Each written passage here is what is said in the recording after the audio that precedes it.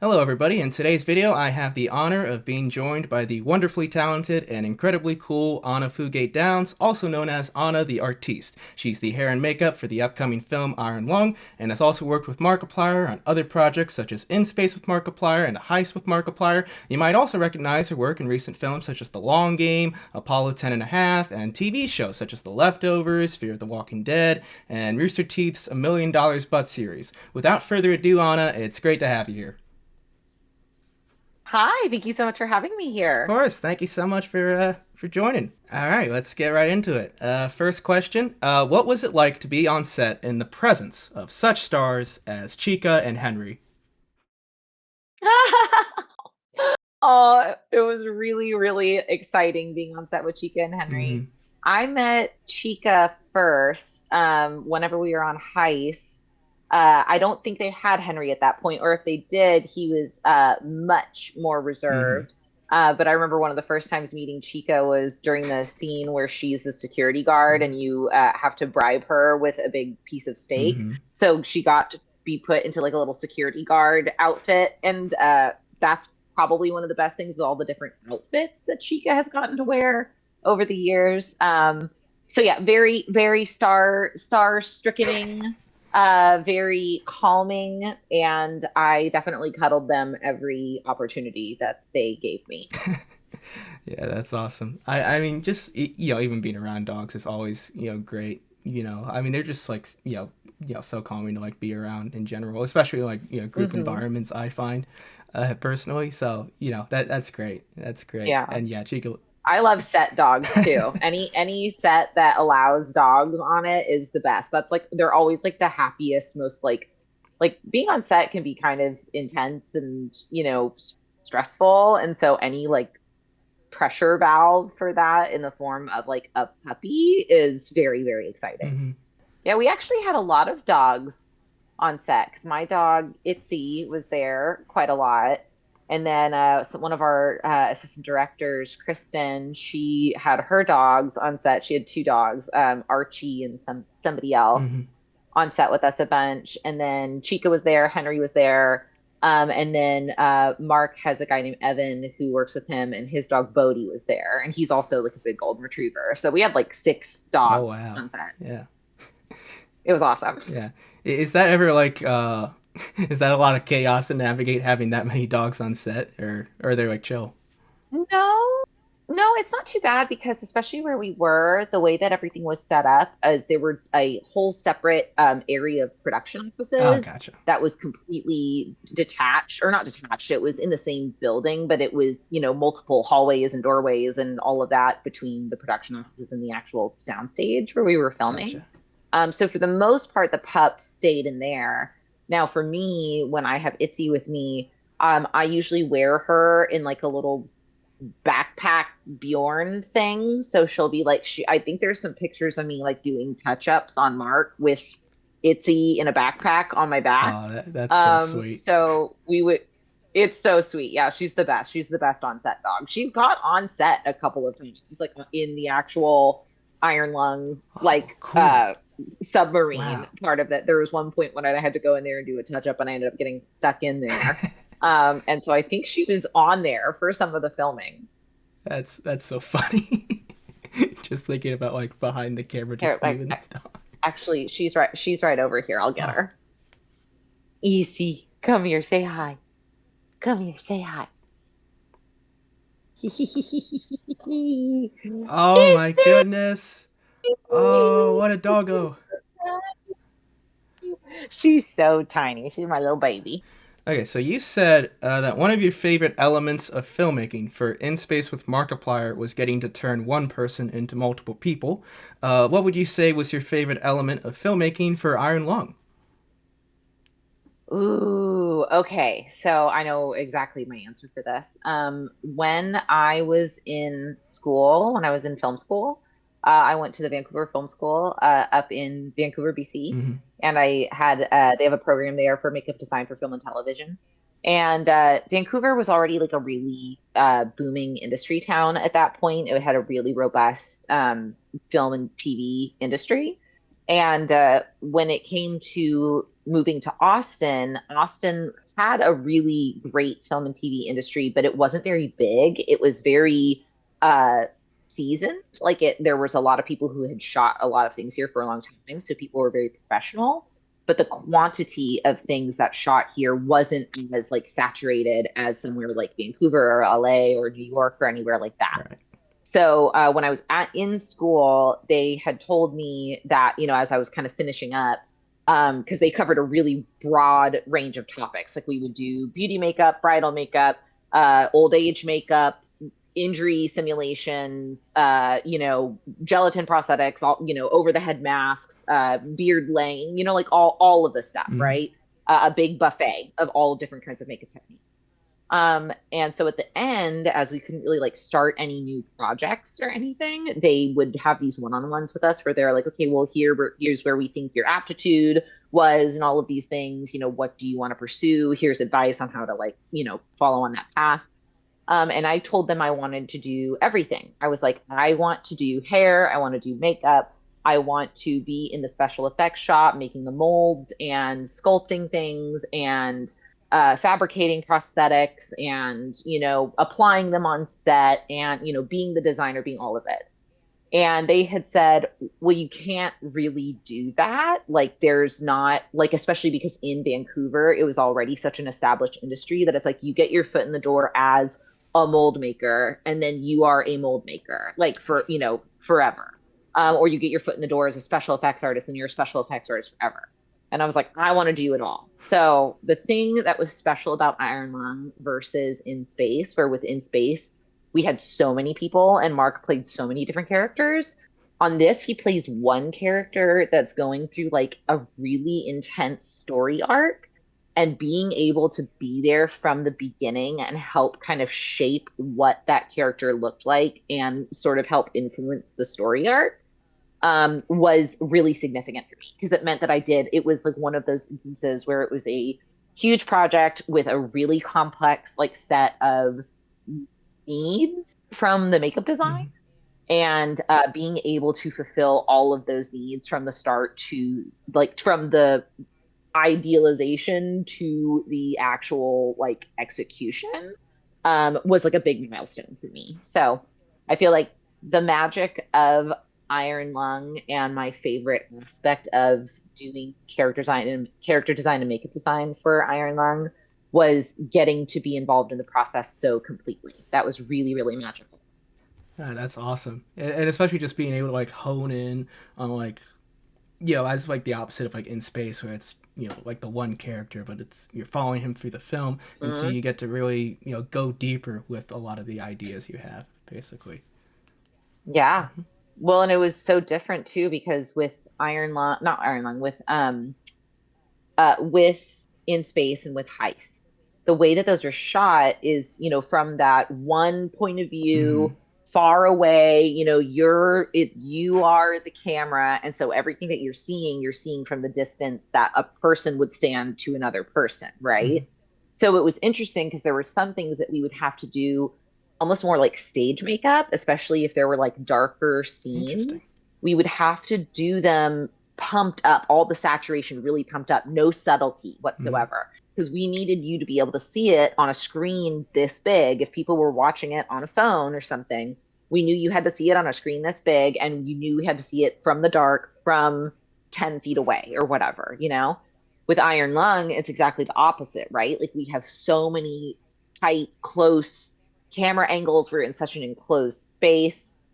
It's so detail oriented. Like when we're seeing one tiny little, we're literally determining where tiny little strands of hair are like landing so that the shot is what we want it to be. So it was a completely different philosophy basically from Heist or In Space, simply because it was a totally different project. We needed something completely different from it. So it was cool. It was I loved that. Like I would do choose your own adventures with Mark until the day that I die. Like if that was what the next project was, I would be mad.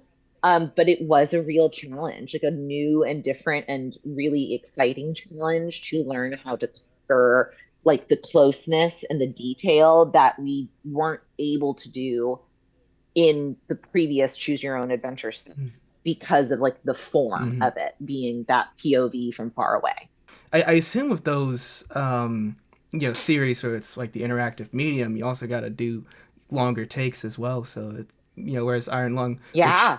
I mean, I don't know if it'll have like long takes or not, but like you said, it'll be like so many different angles for any given scene. It won't necessarily have to like all flow together. Like how it does in like Yeah. in space. It played out more like a stage play. Yeah. There was a lot of things where that choreography element had to be Mm-hmm. there. And obviously that there are things like that with Iron Lung. I mean, with Iron Lung, obviously the stunt element of it was probably more of the choreography and then the movement of the NACMO so that that was as safe as possible. There was a lot of coordination that went into that and a lot of rehearsal that went into that. But it was so different because the rest of those pieces of media, the Choose Your Own Adventure series, those are all about Mark interacting in person with other people and you as the POV camera interacting with other people versus Iron Lung is like a complete narrative, right? Mm-hmm. Like we're supposed to understand and experience what the convict is going through, Mm-hmm. but we're not experiencing it as though we ourselves are experiencing it. Right. We're watching somebody removed from us Mm-hmm. going through this process. So it was very, very different in terms of type of like the feel of the media that we were making. It was very different. Gotcha. And speaking further on In Space with Markiplier, there's a scene in In Space with Markiplier where Markiplier is frozen in a way that resembles Jack Torrance from The Shining, especially after Yeah. you spend a little too long outdoors during the winter, to say the least. And the look of Leo Tipton's character, Lady, is also inspired by Darth Maul and Norse motifs. Do you think Yeah. there are any films or sources you've taken inspiration from while working on Iron Lung? Ooh, oh my gosh, wonderful.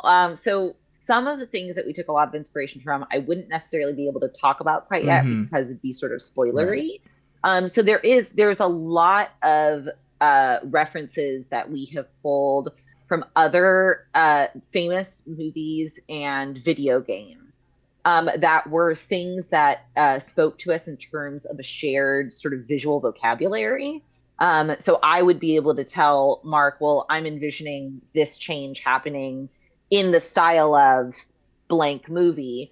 And that would be a shorthand, right? Mm-hmm. For him to go, yes, like that's what we're talking. Or he'd be like, I really want some of these effects to have this kind of texture or this kind of what's the word I'm looking for? This kind of texture or this kind of life to it or whatever. And he would show us stills from video games that had clearly really affected him, things that he played through that were part of his subconscious in terms of these. Definitely, it's wonderful that you brought up The Shining because it's one of my favorite movies, and it is when I first read the script for Iron Lung, that is all I could think of was the elevator blood scene. Mm-hmm. That was definitely a like, oh my gosh, we're gonna have our shining moment. Like I started crying like reading the script because I was like, there's gonna be so much blood. Oh, I'm so excited. I'm so happy. So yeah, I feel like when there's another when it's come out on streaming or whatever, we'll talk again because I can't wait to put together the BTS stuff for what we wanted to do, like Mm-hmm. what we sought to do with this, especially when I read the script and what it seemed like the effects were going to have to make happen. So yeah, TBD, but yes, answer is yes, pulled from a lot of things, and hopefully presented it in a brand new way that's very exciting for y'all. I gotcha. That's very exciting to hear. I'm very looking forward to maybe trying to spot what images or like films you might have been inspired by particularly.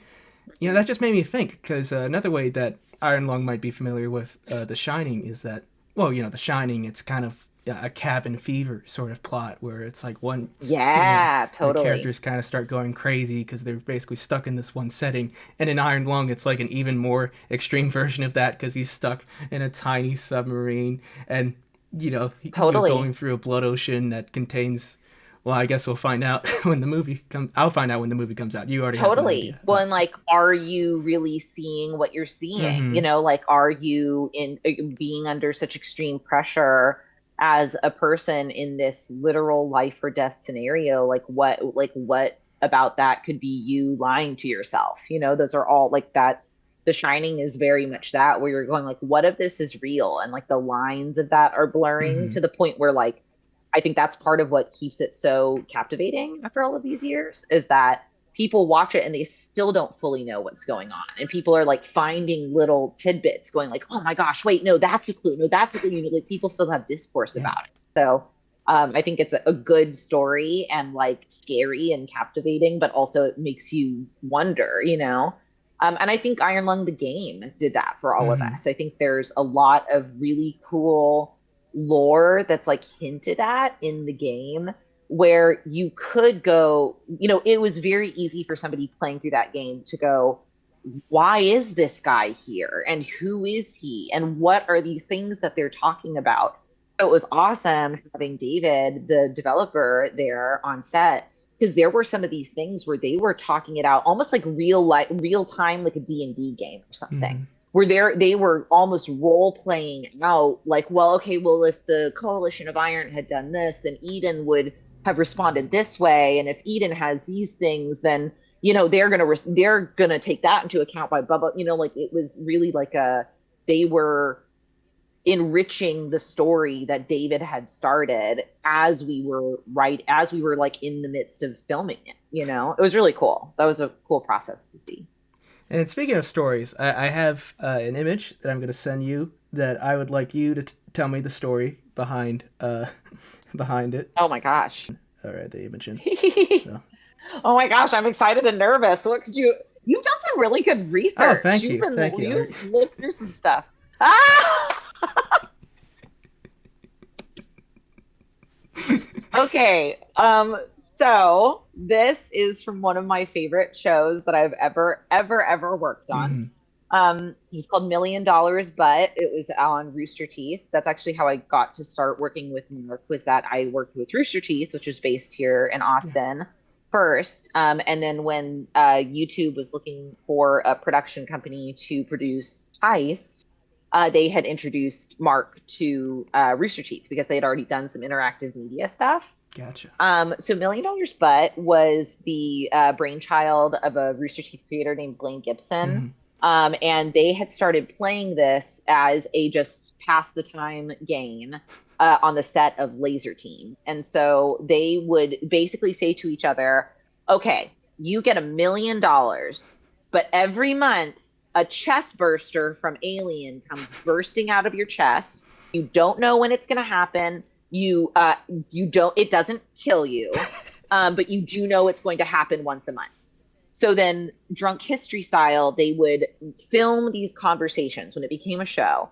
They would film the conversations, sitting at a bar, three of the talent sitting around a table, talking to each other, talking through these scenarios. Mm-hmm. And then we would then take those discussions that they had and recreate in B-roll their answers.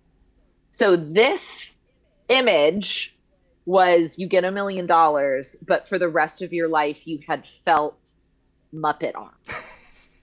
and so then actually in this one you can see Blaine has his felt Muppet arms. I think they're blue, and he's like working out because he was like a real big like athletic guy, and so he's working out, but he's got these tiny little Muppet arms with the weights. And then at the end of that episode they said, okay, you get an extra $1,000,000, but you also have to have googly eyes for the rest of your life. So this image is one of the hosts from that episode with googly eyes and felt Muppet eyes.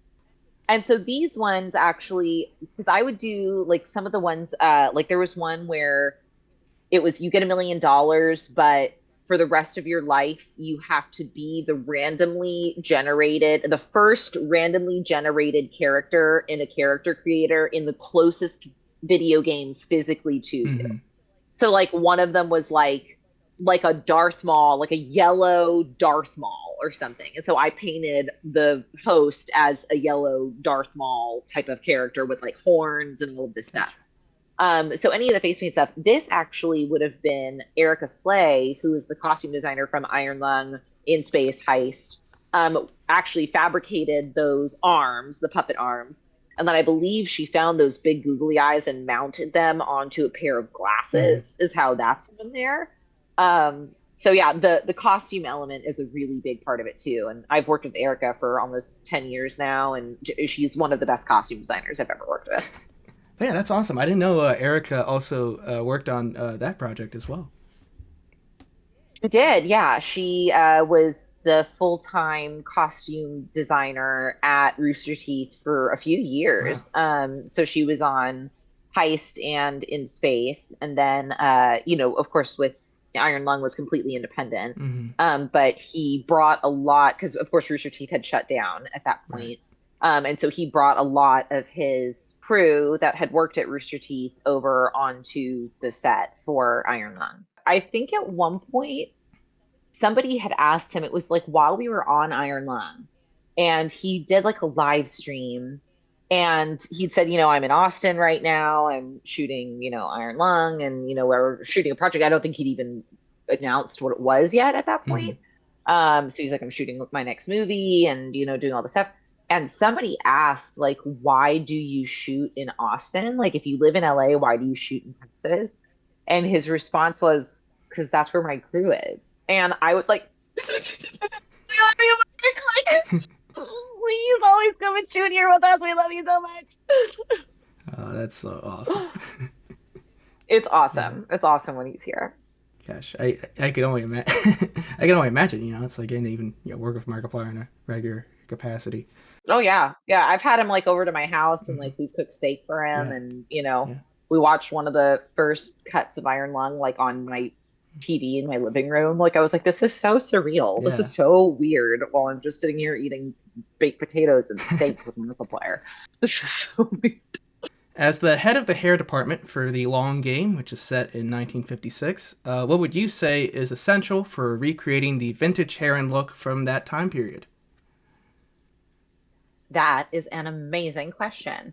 I think in general, for women, hair was a lot shorter back then for the most part than it is nowadays. So, especially for when we don't want to force our actresses to cut their hair, especially if they've got another part that they can't cut it for or whatever, being able to style in a vintage way and like a believably like faux vintage way is really important. Mm-hmm. For men, it is also about haircuts and products and techniques. Like they're in vintage hair, they were using so much more hair product than any of us would ever feel comfortable putting in normally. Like nowadays when people put a hair product in, they're using like a pea size amount. Mm-hmm. This was the type of thing where people were taking like scoops of pomade, and working it through their hair, and And getting that they weren't slick back washing it a look. whole lot, Yeah. Yes, getting that slick back look that Yeah. you're really kind of having to saturate it a lot. So, what was interesting about that one was that they filmed the first half of the principal photography for that was done in South America with an entirely different hair and makeup Mm-hmm. crew.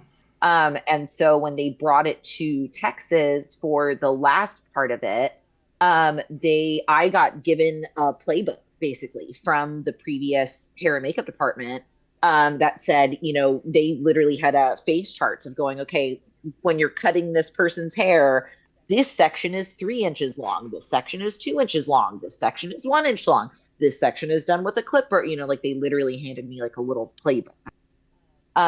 So I didn't have to do a lot of establishing stuff for that. I do a lot of vintage hair for theater. I work at a theater here in Mm-hmm. town or here in Austin called Zach Theater. And we do a lot of vintage hair for that. So like lots of 1930s, even like a lot of like 60s one year, 40s, 50s, 60s. And so with all of that, it's just techniques. It's knowing how to use rollers and pin curls and product and all of that to achieve that silhouette so people know immediately when the curtain goes up or when the screen comes on, there's no question of what time period they're in. That is one of the big significances of hair and the silhouette of hair in general, just like in design in general, is that it's an immediate tone setter. Like, if you're looking at something and it's the 70s or the 20s, like you can look at a woman in the 70s and a woman in the 20s and know that those are two very different eras. And they're almost automatically identified. Even if you can't like pin down the exact decade, you go, oh, I know I'm in the way, way back times. Or, oh, I know I'm in the like kind of more recently way back times. Yeah, I gotcha. I that's really interesting. It's like, I mean, it makes a lot of sense. It's like, if you just want to recreate the hair from the time period, you just do what people back then did. There's also the added lens of like the current day beauty standards, right? So like if you look at like spaghetti westerns, say, where it's supposed to be back in like, old West Texas time or whatever, but then the women have like curtain bangs and big bouffants and like all of that. That is not how they would have done their hair in pioneer times. But in the 1960s, when they were making spaghetti westerns, that is how women did their hair. So you have to look at it through the lens of like what is considered like attractive and cute and like the beauty standard now, but still evokes that like vintage thing where it's completely recognizable, but still flattering to the people who are going to be wearing these styles right now. Gotcha. What would you say was challenging? Sorry. Yeah. What would you say was challenging about working with fake blood on the set of Iron Lung?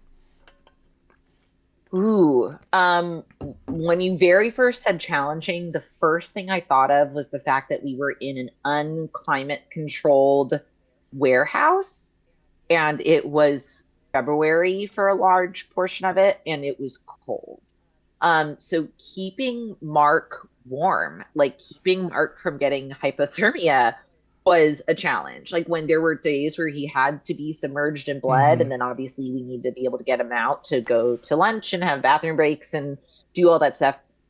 Keeping him warm and comfortable and keeping the set safe in terms of not getting slippery blood everywhere all over a concrete floor was a really big challenge. We have a couple of great BTS photos of him like in garbage bags, like we literally like a potato sack, kind of situation where we're just trying to keep as much of the blood contained as possible.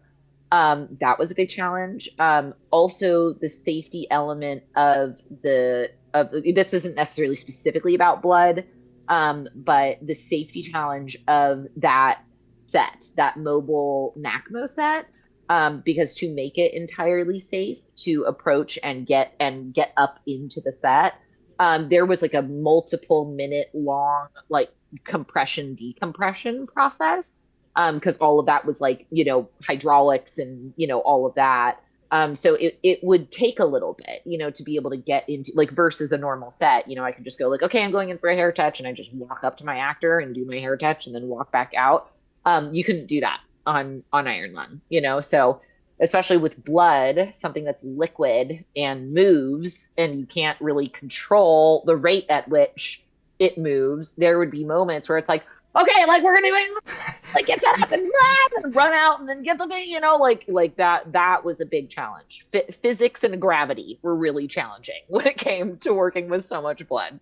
Oh yeah, and especially considering like the climate you were working in. Gosh, I didn't even think about it because it's like, if the warehouse was that cold, and I could only imagine what it was like for Mark to be in all that blood, because that must have been freezing. It was cold. Oh, man. Yeah, they literally at one point tried to work it out where there could be like one of those like trough heaters, like to keep like cattle water from freezing over in the winter. They were trying to figure out how to have something hot like in the blood to be able to keep Mark as warm as possible. And it was tough. That was definitely a challenge that we did not anticipate when it came to working with him.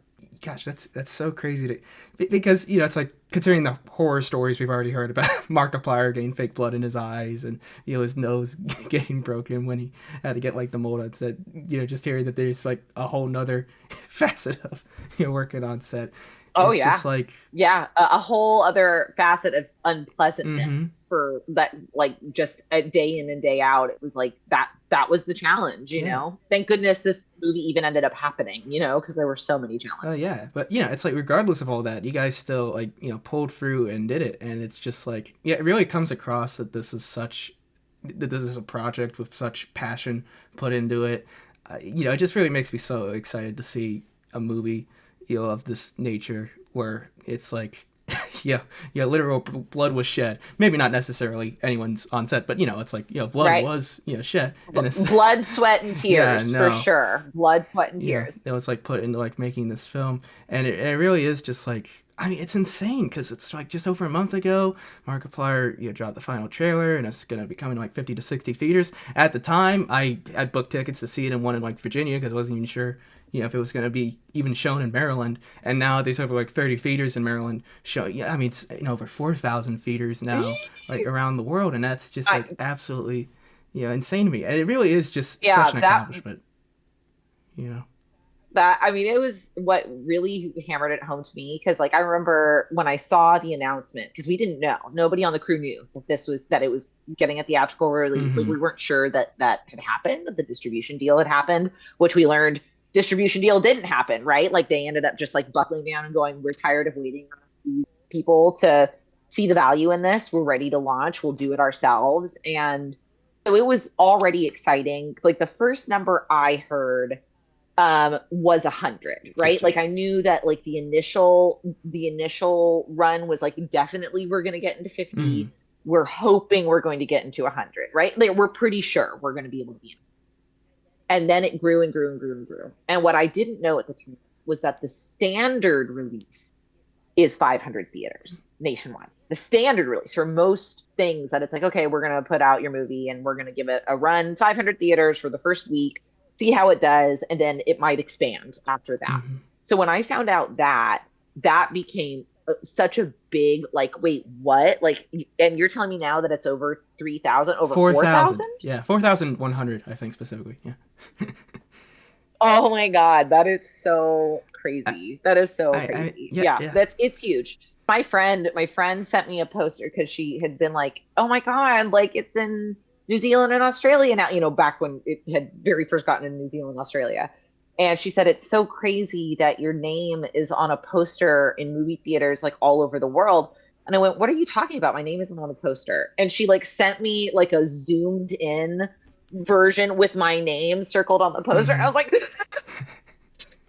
oh my God, like, and I'm cool. Like, I just didn't even think about it at all. But that is really crazy. I think that that's like going to happen all across the world.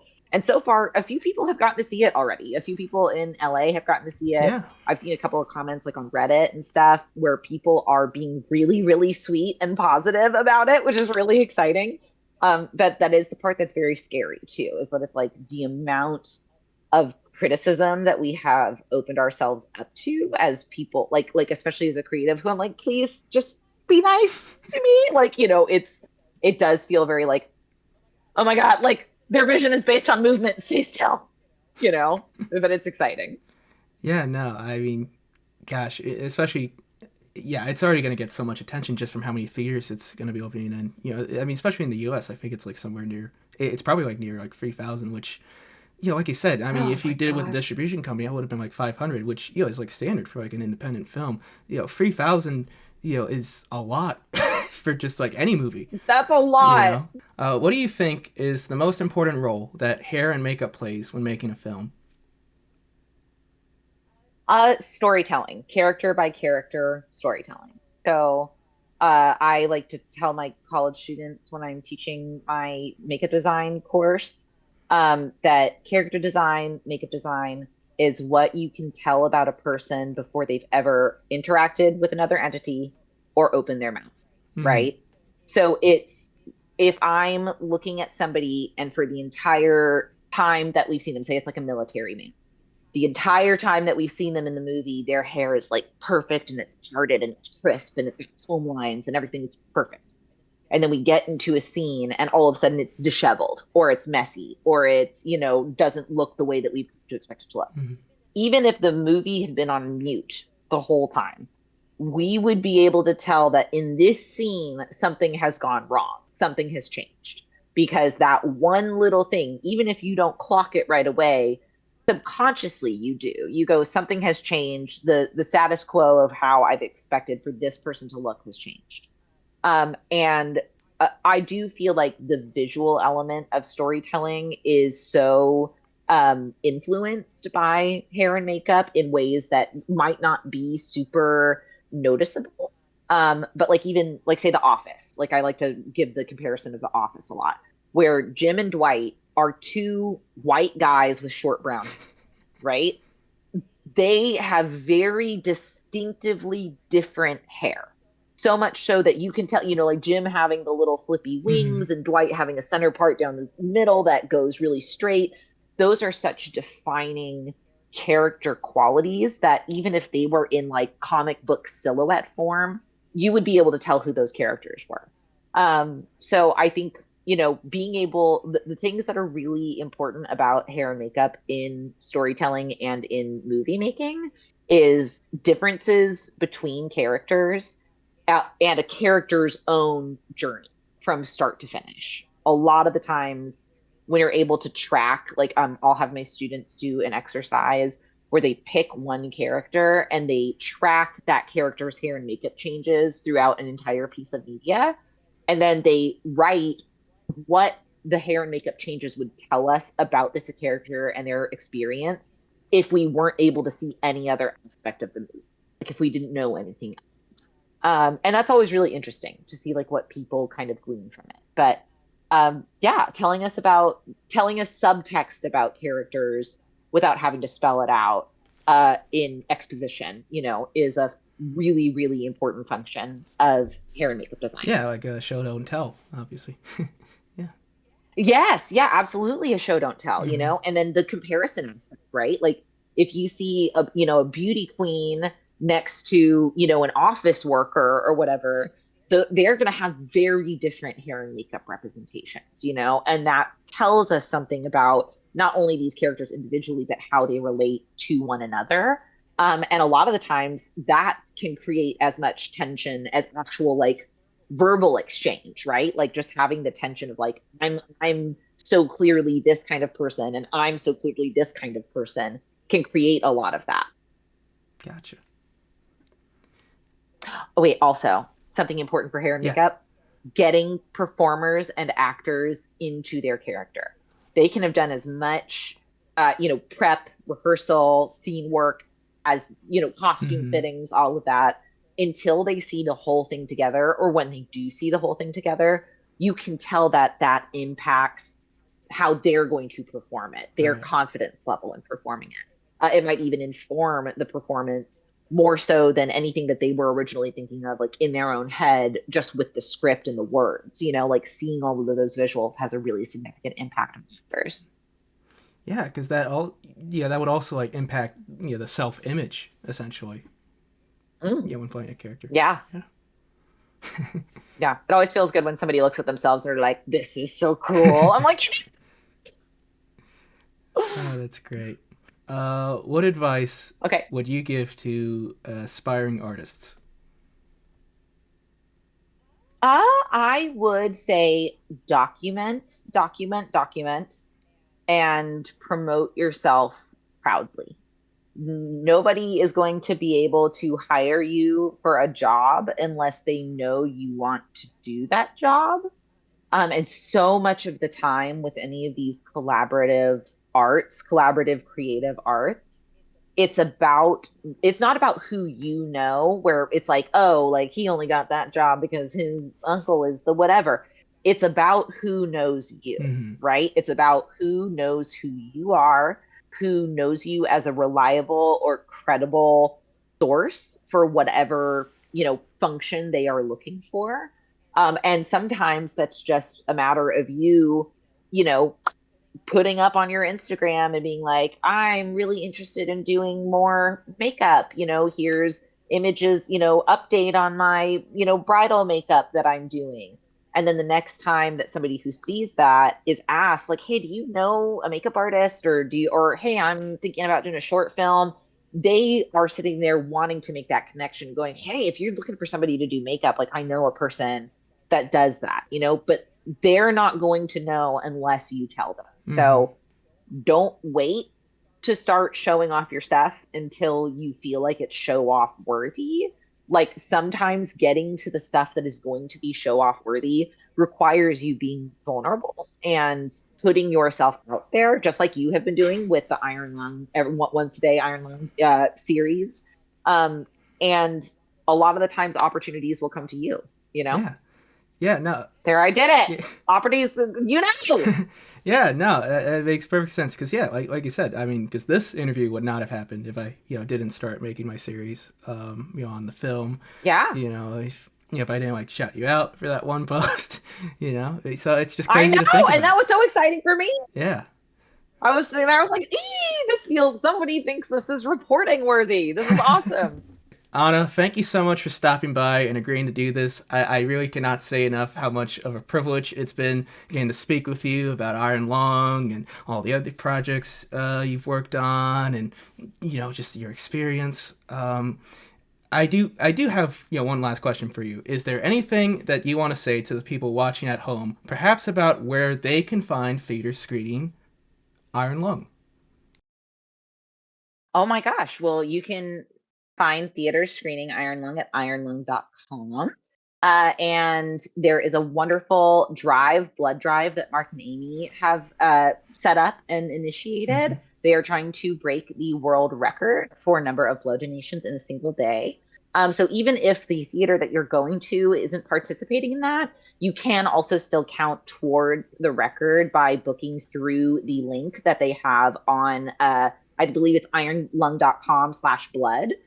So definitely go and do that. That's going to be, I know I'm going to be donating blood that day. So that's just one thing that we can do to really kind of take Markiplier's army and really make some good with it. Heck yeah. All right. Well, once again, thank you so much for agreeing to do this interview.